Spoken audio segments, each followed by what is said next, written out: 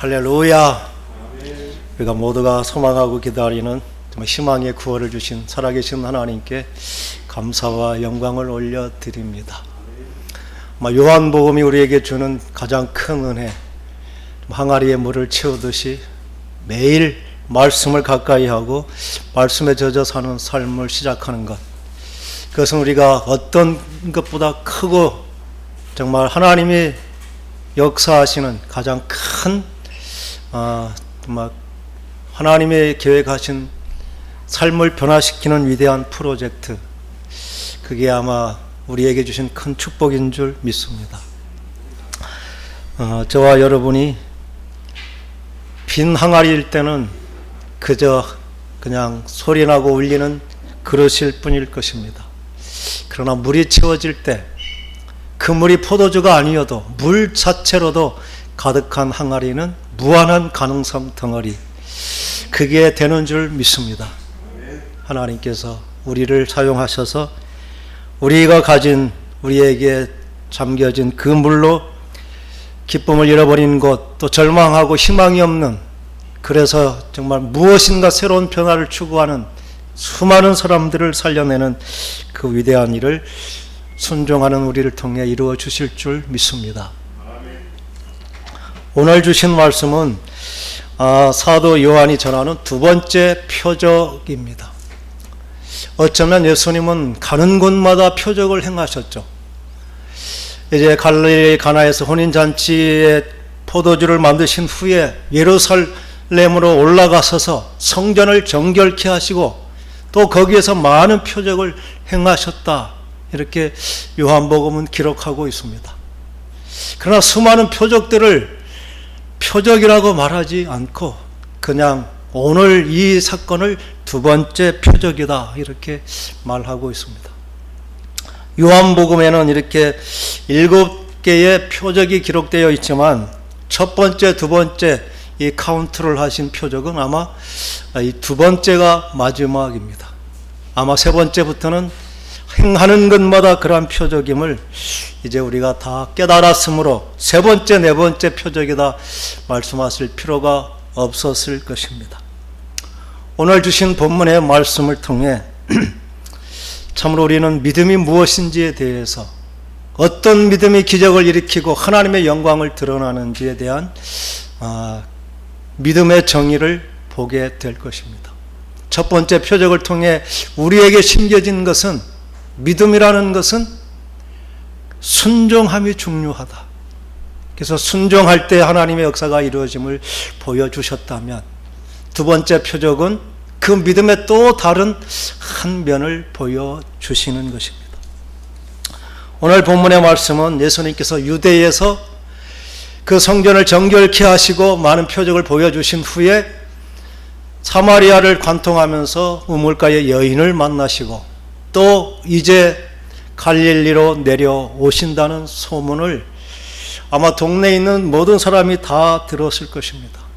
앞절의 말씀에 보면 갈릴리 사람들이 다 예수님을 환영하는데 명절에 행하신 그 예수님의 일들을 소문을 이미 들었기 때문이라는 것이죠.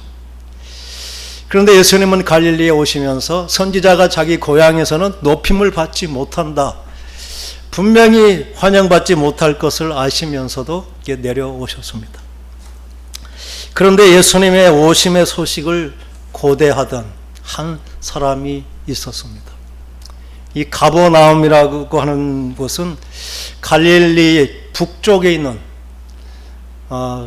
갈릴리 북쪽, 그 다음에 나사렛, 그 다음에 가나, 이렇게 쭉쭉 내려오는데 이 가버나움에서 갈릴리 가나까지는 한 34km, 보통 걸음으로 한 8시간, 9시간을 걸어야 올 수 있는 거리인 것이죠. 꽤 먼 곳입니다. 근데 갈릴리 그 가버나움 그곳에 왕의 신하가 있었다, 이렇게 말씀하고 있습니다. 왕의 신하라고 하는 것은 아마 그의 신분을 나타내는 것인데, 바실리코스, 이 로얄 패밀리에 속하는, 귀족에 속하는, 그때 당시 바실리코스라는 것은 왕의 어떤 속한 사람이라는 뜻이죠. 혈연적으로나 또는 어떤 그 직위를 받아서 왕과 관련이 있는 신분을 가진 사람, 아주 귀족이라고 이렇게 구분될 수 있는 사람입니다. 이 가버나움에는 그 해변길이라고 하는 육상의 그 통로가 있어서 그곳에는 이제 로마의 군대 또 이제 거기가 주둔하고 있는, 그래서 거기에 백부장도 있었고 또 헤롯의 그 관리들이 또 세금을 받는 곳이므로 아주 부유하고, 그 백부장이 그 회당을 지어줄 만큼 그렇게 부가 모일 수 있는 곳이 바로 이 가버나움이라는 곳이죠. 그곳에 왕의 신하가 있었으니 그에게 부족한 것이 있었을까요? 돈과 권력과 명예가 있어서 원하는 모든 것을 할 수 있는 부족함이 없는 사람인데, 그에게 한 가지 부족함이 있었는데, 그것은 그의 하나밖에 없는 아들이 심한 열병으로 점점 몸이 정말 쇠해가고 곧 죽음에 임박한, 정말 돈이 없는 부자가 아버지가 아닌, 그렇게 권력 있고 돈과 뭐 원하면 모든 것을 할 수 있는 아버지라면 그 아들을 위해서 얼마나 많은 수고를 했겠습니까? 의사라는 모든 명하다는 의사를 다 데려다가 치료하고 좋다는 약은 다 써보았지만 그 아들의 병에 차도가 없는 것, 정말 나를 이어서 우리의 가문을 이어갈 나의 후계자, 유일한 아들인데 그 아들이 열병으로 그렇게 죽어가는 것을 지켜보는 그 아버지의 심정, 아마 얼마나 애가 탔을까요? 내가 대신 죽을 수만 죽고 아들이 살 수 있다면 차라리 내 목숨을 내놓고 싶은 것이 이 아비의 심정일 것입니다. 그러한 안타까움을 가진 그 사람에게 예수에 대한 소문이 들린 것이죠. 듣자 하니 물로 포도주를 만드셨다 하고 예루살렘에서는 아주 큰 일을 행하셨다. 그분이 어쩌면 내 아들을 살릴 수 있을 것이라는 그 신락 같은 그 믿음을 가지고 이 가버나움에서 예수님이 계시다는 그 갈릴리 가나로 가는 것입니다. 아마 예수님을 만난 시각이 오후 1시쯤으로 성경은 기록합니다. 제7시에 열기가 떨어졌다, 예수님이 나왔다 말씀하신 그 시간이 제7시면은 우리 시간으로 하면 오후 1시입니다. 오후 1시에 거기에 도착하기 위해서 집을 나섰다면 이 왕의 신하는 적어도 새벽 4시나 5시에 집에서 출발해서 그 정말 쉬지 않고 예수님이 계시다는 곳까지 한달음에 걸어왔다는 것입니다. 그가 신하들을 보낼 수도 있었겠죠, 자기의 어떤 하인들을. 그러나 내가 가서 어떻게든 예수님을 모시고 와서 내 아들을 살리겠다고 하는 그 아버지의 안타까운 심정으로 아마 그는 새벽에 그렇게 출발해서 예수님을 찾아 예수님이 계시던 그곳에 이르렀던 것입니다. 예수님을 만나자마자 아주 간절하게, 아마 무릎을 꿇었다고는 하지 않지만 무릎 꿇는 심정으로 간절하게, 예수님 나와 함께 내려가셔서 내 아들을 살려주십시오. 이제 내 아들이 거의 죽게 되었습니다. 막 간절하게 예수님께 간청을 하는 것입니다. 우리들의 삶의 환경은 어떤가요? 정말 이 아비의 심정처럼 반드시 있어야 될 것이 결핍함으로 또는 육신의 연약함으로 재정적인 어려움으로 어떤 관계의 문제로 해결될 수 없는 이 극한 그 어떤 수단과 방법으로도 해결하지 못하는 그러한 마음의 문제, 아니 그 정도는 아닐지라도 내게 정말 이 아비와 같은 절박한 그러한 필요는 없는지요? 하나님께서 어떻게 그 아비의 문제를 해결해 주시는지 그 은혜가 오늘 저와 여러분에도 있기를 간절히 축원합니다. 믿음이 무엇인지에 대해서 알려주시고자 예수님께서는 그렇게 그 얘기를 듣고 예수님이 하신 말씀은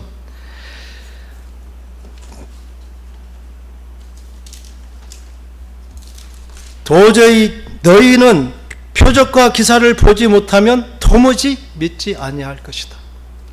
어쩌면 그 왕의 신하에게도 말하는 것이지만 그 사람뿐만 아니라 여기 있는 모든 사람들이 도무지 표적과 기사를 보지 아니하면 믿지 못할 것이다.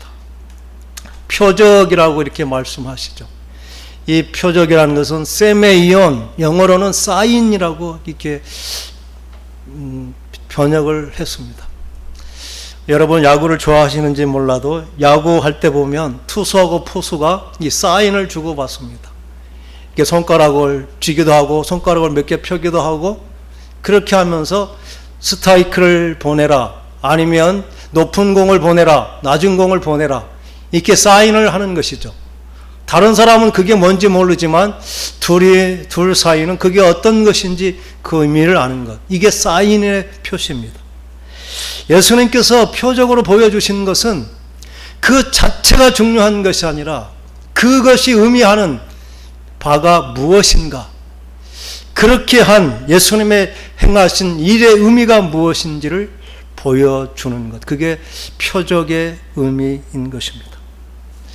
그런데 많은 사람들은 예수님의 표적을 표적으로 보지 않고 그냥 이적으로 어떤 기이한 일이 일어났다, 일어날 수 없는 어떤 정말 놀라운 일이 일어난 그 일 자체에 정말 놀랍고 어떤 정말 신비한 것에 더 중점을 두고 있는 것을 보게 됩니다. 그런 것을 보지 않고는 할 수 없다, 이렇게 말씀하시면서 믿음의 참 정의에 대해서 예수님은 가르쳐 주시고자 하는 것입니다. 예수님께서 지적하신 믿음은, 그 하인의 믿음은 그것입니다. 내려오셔서 내 아들을 고쳐달라. 함께 가셔서 예수님께서 내 아들에게 안수를 하든지 손을 잡고 일으켜 주시든지 아니면 일어나라 말씀하시든지, 자기의 생각은 예수님께서 어떤 내가 눈에 보이는 어떤 것을 통해서 그 표적을, 기적을 일으켜 주시기를 원하는 것, 그게 그 하인의 믿음인 것이죠. 예수님이 지체하니까 그 하인은 또 아주 마음이 조급해집니다.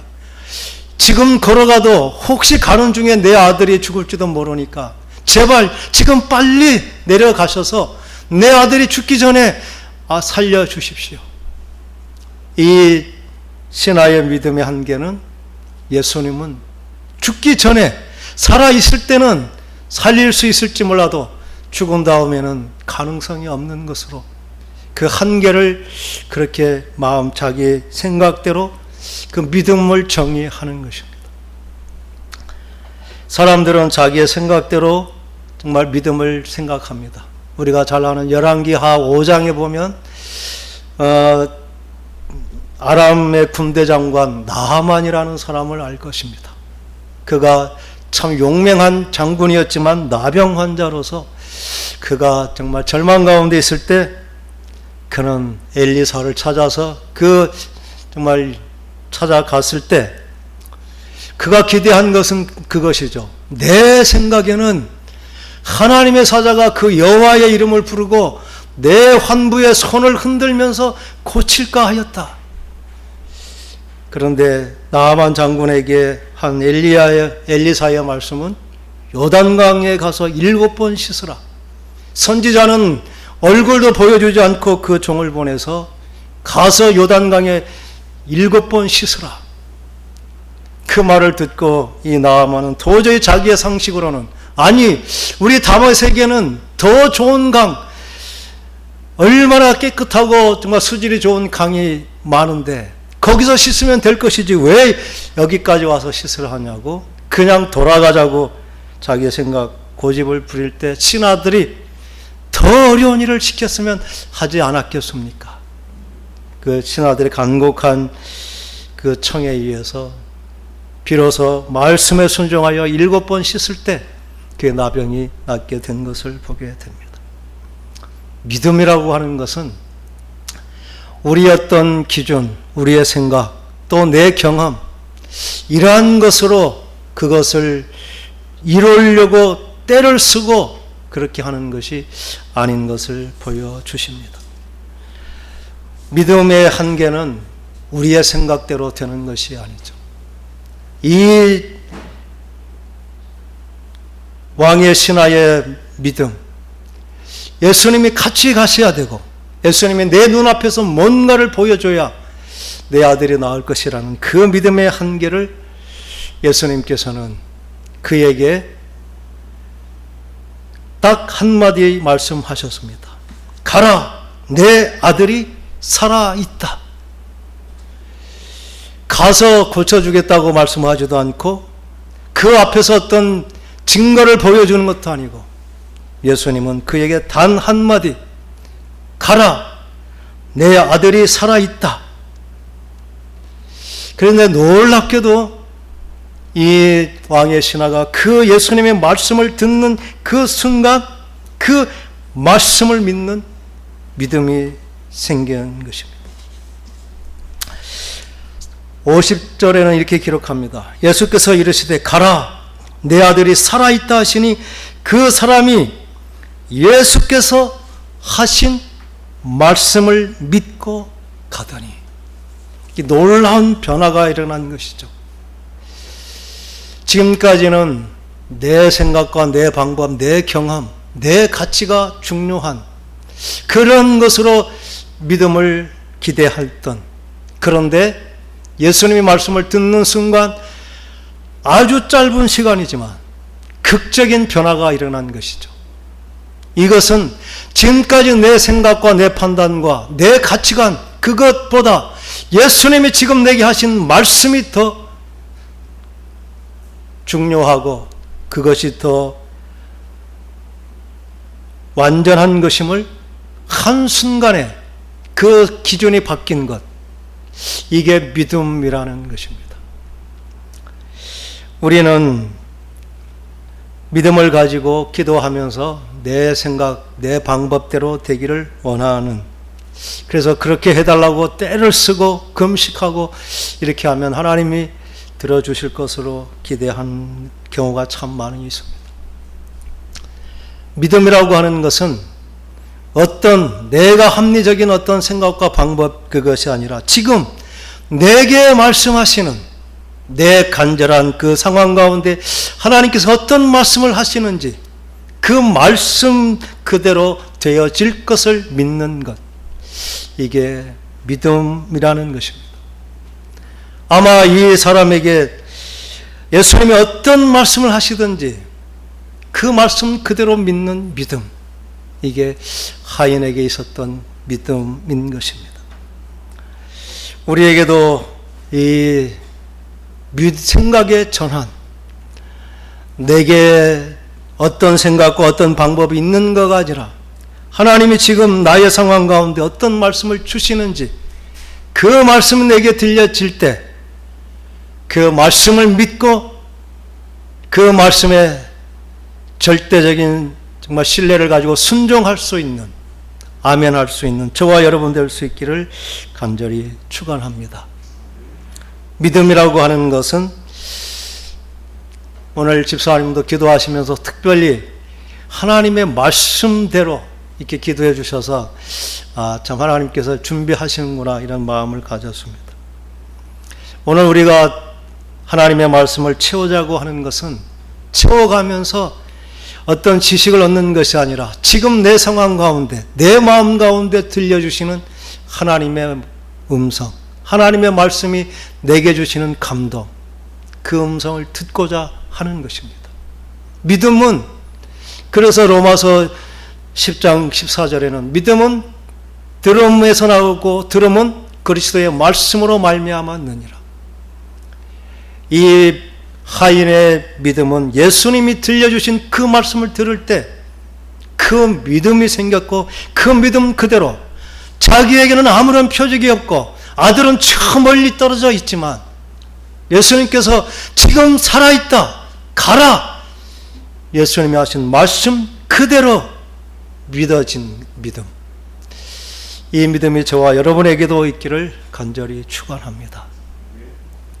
우리의 역사는 예수님의 말씀이 내게 들려지고 그 말씀을 의심 없이 그냥 아멘하고 그 말씀대로 행할 때 하나님의 놀라운 믿음의 역사가 우리의 삶의 현장 가운데도 일어날 줄 믿습니다. 그러한 믿음의 정말 증거를 가지고 우리의 삶 가운데 살아계신 하나님을 증언하는 저와 여러분 될 수 있기를 간절히 축원합니다.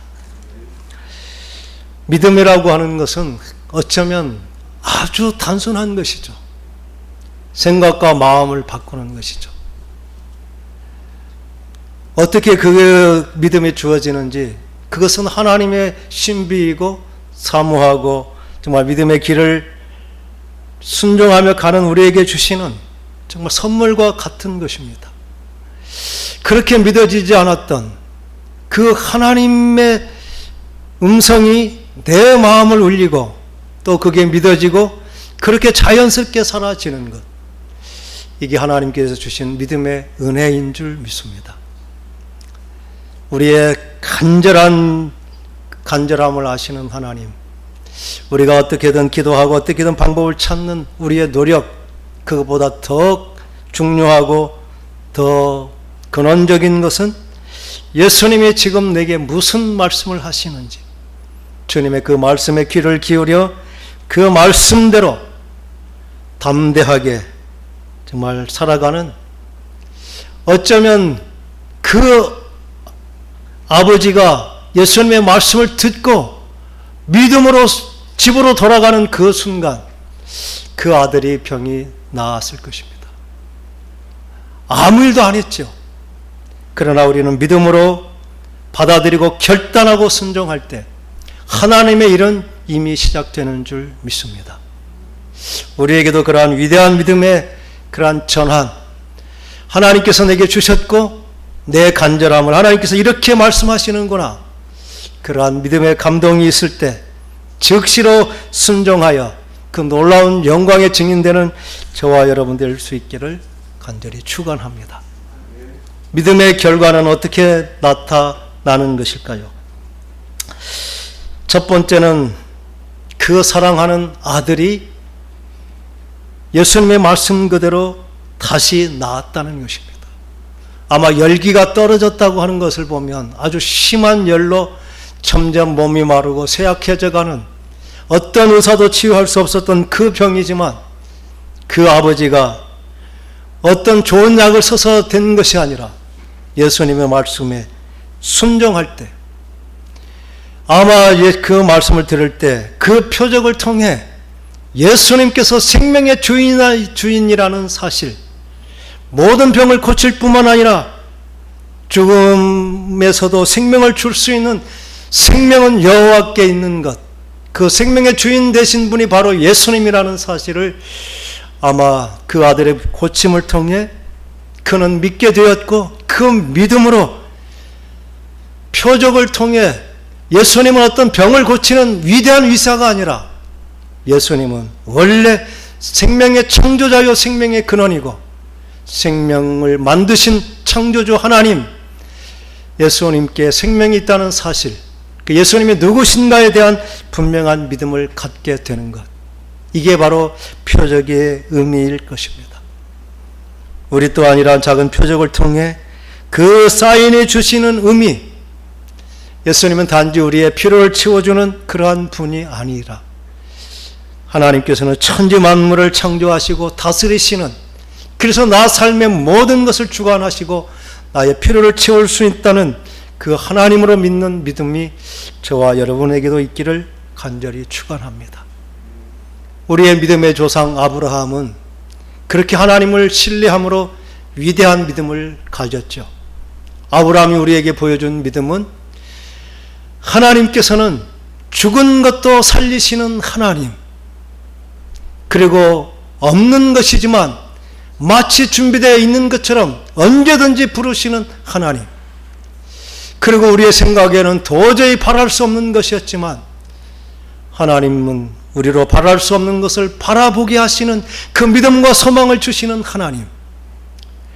이 위대한 믿음의 조상 아브라함과 같은 믿음이 이 작은 표적을 통해 예수가 어떤 분이신가, 예수님은 죽은 것도 다시 살리시고 없는 것도 있게 하시고 또 바랄 수 없는 그 수많은 그 소망들을 바라게 하시고 이루어 영광을 올려드리게 하는 분, 그게 우리가 믿는 주님이신 것을 고백할 수 있는 저와 여러분 될 수 있기를 간절히 축원합니다. 그 아들이 살아났다는 것을 그 하인들이 와서 이제 그 주인에게 얘기를 하는 것입니다. 아마 이 왕의 신하는 1시쯤에 이제 가버나움 집을 향해 길을 걸었고 그 아들이 낳은 것을 본 그 하인들이 그 정말 기쁨의 소식을 주인에게 전하기 위해서 그 시간 집에서 떠났겠죠. 오면서 한 중간쯤에서 만나서 그 주인에게 당신의 아들이 살았습니다는 그 기쁜 소식을 전하는 것입니다. 언제 그 아들이 낳았냐 할 때 제7시의 열기가 떨어졌습니다. 그 시간을 어제라고 이렇게 말합니다. 아마 1시에 출발해서 가다 보면 저녁이 지났을 것입니다. 이스라엘의 시간은 저녁이 되면 날이 바뀐 것이죠. 그래서 우리는 날이 밝아야 새날이지만 이스라엘 사람들은 저녁이 되면 오늘이 끝나고 내일이 시작이 되는 것입니다. 그래서 1시에 있었던 일은 어제 일이 되었고 그 저녁에 정말 그 아들이 살았다는 그 기쁜 소식을 듣고 이제 그는 기쁜 마음으로 하인들과 함께 집으로 가는 것입니다.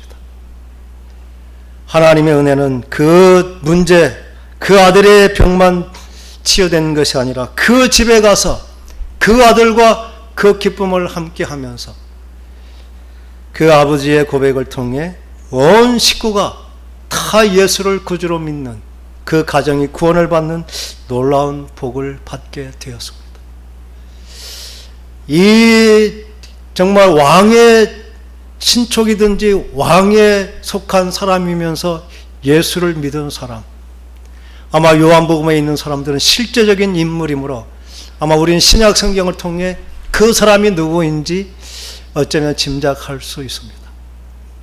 왕의 가문에 있으면서도 헤롯 가문은 예수와 적대적인 그러한 관계에 있습니다. 특별한 개인적인 감정이 있어가 아니라 권력을 가진 자는 자기 권력의 위험이 되는 모든 사람은 적으로 여기기 때문에 예수의 인기가 높아지므로 예수는 헤롯의 그렇게 원수가 된 것입니다. 그런데 그러한 가문에서 예수를 믿는 믿음의 사람들이 나왔다는 것, 이게 은혜입니다. 저희 집에서도 저는 장손이므로 예수를 믿는 것이 참 어려움이었습니다. 그런데 저희 집에도 예수를 믿을 수 있는 유일한 그러한 이유가 있었다면 제가 눈이 너무 아프고 치유가 될 수 없는 마치 불치병과 같은 눈병을 앓았기 때문입니다. 저희 어머님이 친척들에게 한 유일한 말은 내 아들이 지금 눈이 멀어서 이제 장님이 되게 되었는데 당신들이 고쳐줄 수 있습니까? 그 한마디로 우리가 예수 믿는 것이 공적으로 정당성을 얻게 된 것. 아마 이 헤롯 가문에서 그 헤롯의 그 가문에 있으면서도 예수를 공식적으로 믿을 수 있었던 것은 그 아들이 죽을 병에 걸려서 그 아들을 살려준 분이 예수라는 것 때문에 그 가정에서는 당당하게 예수를 믿을 수 있었죠. 그래서 우리는 성경을 통해서 혹시 이 사람일까 생각되는 사람이 있습니다. 사도행전 13장 1절에 보면 헤롯의 젖동생 마나엔이라는 사람이 안디옥 교회에 아주 중요한 일원이 된 것을 보게 됩니다. 누가복음 8장 3절에 보면 수많은 여인들이 예수님을 수종드는데 그 중에 헤롯의 청지기였던 구사라는 사람의 아내가 소개되고 있습니다. 헤롯 가문에 속한 사람이면서 예수를 믿는 중요한 사람이 되었다는 것. 아마 그들은 실제적으로 그들의 삶의 현장에 역사하신 하나님의 증거를 가지고 정말 도저히 믿을 수 없는 그 집안에서 예수를 믿는 믿음의 증인들이 되게 한 것.